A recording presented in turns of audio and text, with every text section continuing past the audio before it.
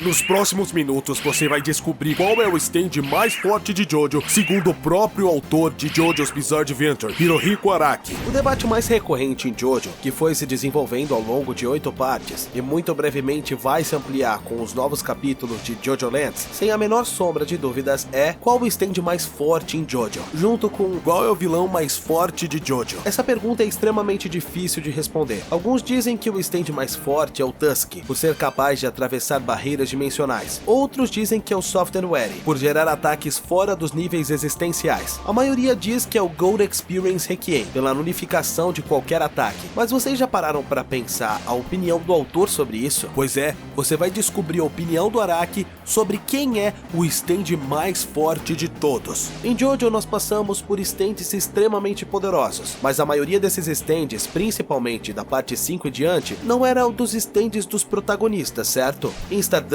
Crusaders, o Star Platinum era extremamente poderoso, mas não possuía nenhuma versatilidade. Então facilmente o Jotaro era colocado em situações difíceis, mesmo com os inimigos tendo stands extremamente inferiores ao seu. Com Josuke as coisas mudaram um pouco, já que ele conseguiu usar a habilidade de retornar as coisas para o seu estado anterior com grande versatilidade, o que obrigou Araki a criar inimigos com poderes ainda mais únicos e um vilão que começou com um poder simples, mas depois de alguns confrontos desbloqueou outros poderes que tornavam sua vitória algo ainda mais difícil. Em Gorowind e Stone Ocean, os vilões começaram a assumir níveis estratosféricos de complexidade e versatilidade, na mesma medida que os protagonistas ganham stands bem menos físicos e muito mais habilidosos. Enquanto Giorno pode gerar todo tipo de vida, sejam plantas ou animais, seu principal inimigo, Diavolo, possuía a habilidade de apagar o tempo, mas manter todos os acontecimentos que estavam destinados dentro daqueles 10 segundos que ele apagou, além da sua habilidade secundária, o Epitáfio, que permitia a ele ver o que aconteceria 10 segundos à frente. Em Stone Ocean nós temos o stand de cordas da Jolyne, que consegue ser usado com grande maestria pela usuária, mas em contrapartida, ela teve que lutar contra 3 versões diferentes do stand de Pucci, o principal vilão dessa história. A primeira versão, capaz de armazenar stands, memórias e outros aspectos em discos, depois em seguida o stand capaz de reverter os polos gravitacionais para um outro que acelerava o tempo gradativamente até gerar o fim do universo como conhecemos. Em seguida tivemos Johnny, que desde o início recebeu um stand extremamente fraco. Gradualmente o stand foi ficando mais poderoso, conforme a sua personalidade evoluía, mas a única versão realmente poderosa é o Tusk Ato 4,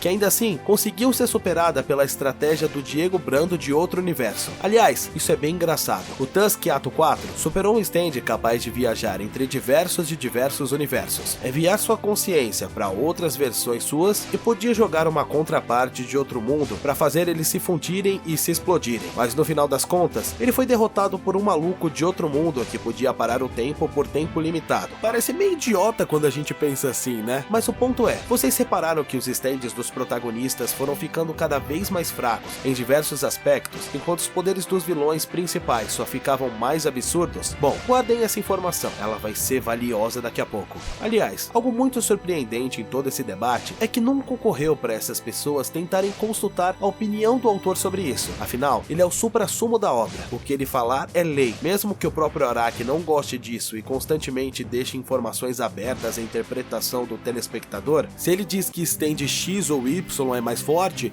a gente não pode simplesmente ignorar. E essa revelação não é necessariamente antiga, mas ela está aberta para qualquer pessoa que quiser pesquisar. Não é estranho que isso nunca tenha acontecido? Acabaria com inúmeros debates, exceto se as pessoas quisessem usar aquele argumento de o Araki está errado, que não é exatamente um argumento ruim. Imagine se o Araki falar amanhã em uma entrevista que na verdade o Josuke é um tomate, mesmo sem explicar nada. Sem nenhum embasamento, ele simplesmente diz que Josuke é um tomate durante todos os eventos de Diamond Unbreakable. Vocês iriam tomar a palavra dele como lei? Ou tentariam achar alguma forma de entender melhor isso e talvez chegar a uma conclusão de que o autor é capaz de falar merda a respeito da própria obra? Talvez as pessoas não tenham o costume de procurar essa informação do stand mais forte, ou até mesmo as que conhecem esse argumento, mas não costumam usá-lo em debates, seja simplesmente para não perder a graça. Um dos debates mais frequentes na comunidade de Jojo é Dio e Diavolo. quem venceria? Esse debate movimenta os grupos de Facebook até hoje. Será que o tempo apagado supera o tempo parado? Alguns até esquecem desse debate, deixam de comparar níveis de força e velocidade dos personagens e começam a comparar a metodologia do ataque deles, para ver qual seria o primeiro a ativar a habilidade e se ele atacaria para matar de uma vez ou faria aquela firula básica que todo Jojo Fag ama. Se de repente o Araki citasse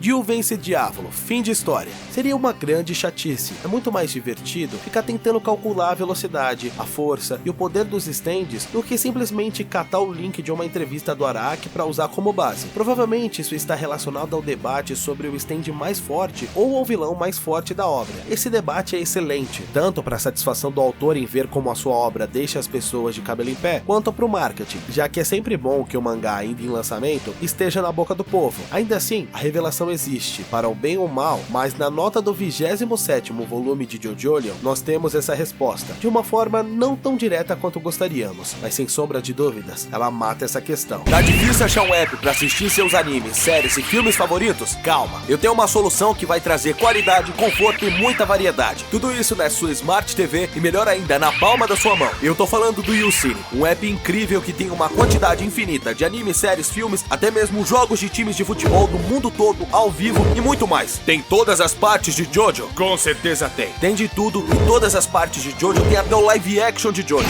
No primeiro link da descrição vai estar o link da YouCine pra você baixar. Prestem atenção nas seguintes palavras do autor, palavras do Araki. Quem é mais forte, Godzilla ou Ultraman? Isso está em minha mente desde que fantasiei sobre isso quando criança. Quando escrevo Jojo, esse tópico não é algo que eu posso evitar. Quem é o vilão mais forte? O que é força? E o que é felicidade? Acho que o adversário mais forte, mais aterrorizante que alguém enfrentar é algo chamado calamidade. A calamidade parece atacar aleatoriamente, mas na verdade está vinculada a uma certa lógica e chega a todos nós igualmente. É muito poderoso. Mesmo pensando em como superá-lo, pode ser impossível. Assim, JoJolion chega ao fim. Pensem bem, pelas palavras do próprio Toru, a calamidade não é uma habilidade especial do Wonder of You. Ele apenas tem o poder de acessá-la e direcioná-la para quem o perseguir. Mas o conceito da calamidade sempre foi o principal inimigo em Jojo. Mas o que realmente é a calamidade? A calamidade em Jojo é pura e simplesmente a energia negativa que existe e age de maneira inevitável no universo. Ela é uma espécie de Lady Murphy, mas uma versão 1000 vezes pior. A Lady Murphy diz que tudo pode dar errado, mas não se trata de pessimismo, mas de aceitar que nem tudo está dentro do nosso controle. E quando algo sai do nosso controle e cai em cima da gente de maneira negativa, é por causa da calamidade. Mais ou menos assim, o fato de você andar pela sua casa e ter a possibilidade de bater o dedinho na quina da mesa é a Lady Murphy, mas se você andar e bater com o mindinho, é um efeito da calamidade. A Lady Murphy dita o que pode acontecer.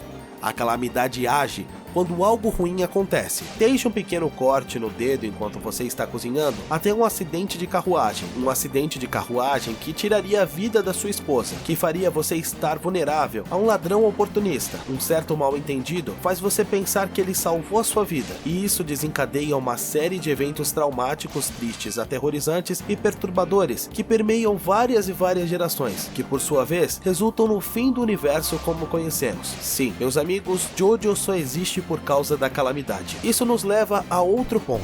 Qual o stand mais forte em Jojo? Exatamente, aquele que acessa, manipula e amplifica os efeitos da calamidade, aquele capaz de controlar uma lei existente no universo muito antes da própria humanidade. A calamidade de Wonder of You. Wonder of You é o stand de Toru, o gado de JoJolion. Se vocês lerem, saberão o porquê. E como eu já disse em vídeo, o stand Wonder of You é basicamente um velho agiota. Ele possui o que pode ser chamado de calamidade suprema, que é uma habilidade despertada através do desejo do seu inimigo em perseguir ele ou seu usuário. Essa habilidade faz com que uma tragédia aleatória aconteça com seu inimigo, como atropelamentos, chuva ácida, assalto, bala perdida, seu vizinho maldito retardado ouvindo o piseiro até 2 horas da manhã. Não só isso, mas se ele tocar em algo, esse algo será parte da tragédia que te acontecerá. Exemplo, se ele tocar em uma caneta, pode ser que quando você vá sentar, algum colega derrube uma caneta que caia na vertical e fique perfeitamente equilibrada, o que não vai ser uma sensação nada agradável quando você decidir encaixar confortavelmente seu traseiro. Aliás, vale lembrar que essa habilidade de acesso à calamidade é ativada automaticamente quando o usuário é perseguido, mas o Wonder of You ainda pode ativar esse poder deliberadamente. Basta ele querer que a calamidade haja sobre alguém, que esse alguém vai ser vitimado, mas caso ele e o usuário estejam plenamente relaxados em uma banheira e alguém decidir persegui-los, essa pessoa também será afetada. Mas há um ponto fraco nesse poder. Caso não tenha fatores ambientais ou objetos de interação que o stand possa usar o seu poder, então ele não consegue usar sua habilidade. Não só isso, ele pode criar ilusões e até selecionar as pessoas que podem ou não ver tais ilusões. São visões de longo alcance, geralmente do Toru de costas para o alvo.